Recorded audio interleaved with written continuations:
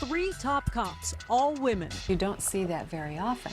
shaping the future of law enforcement in our state. Why they believe embracing differences will make new officers more successful on the street. Locally, women in law enforcement may no longer be a really big deal, but now their influence is being felt on all cops statewide from their first day on the job, as Amy Clancy learned when she visited the Criminal Justice Commission in BURIEN.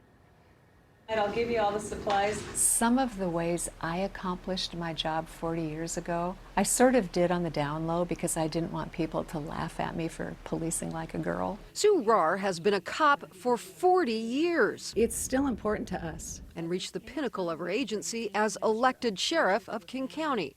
Rahr admits she succeeded in part by policing like a girl. Over time, a lot of my fellow officers could see, well, you know, that kind of works. I think most women are socialized to try and resolve problems, to try and get cooperation. But it wasn't always easy. And I had one training officer say that he expected, yeah, women will come on board and as soon as they get hurt, they're going to run away and quit.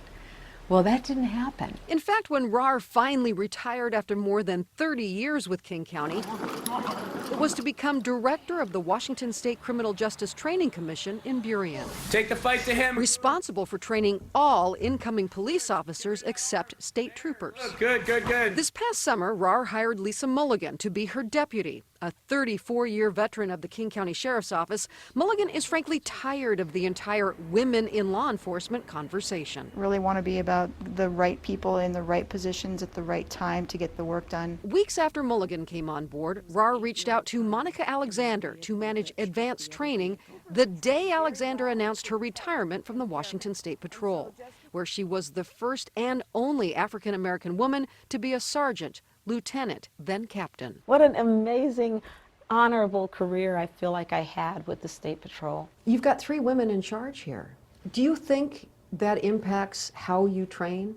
Well, I think the beauty is we have a lot of men here too that are good to balance us out. I think everyone should have a seat at the table. I think we make better decisions when you have a group of people that come from different backgrounds, different thought processes. Right. With nearly 100 years of law enforcement experience between them, Rahr, Mulligan, and Alexander are all well respected in police work state and nationwide. I think the fact that they're experienced, caring, competent leaders is more important than that externality of the gender. Do you think the recruits are learning anything differently because you've got so many women in command here? Absolutely. I think that law enforcement looks different, whether it be racial diversity, LGBTQ, females. Law enforcement looks different. It looks a lot different than it did 31 years ago when I started. Which is exactly the message all of these former cops, now training officials, want to get across. They hope diversity in training will lead to more diversity in law enforcement. We want people to be able to look at law enforcement and see themselves in it because we really need the perspective of every kind of diversity in this profession. Obviously, the gender is a novelty right now,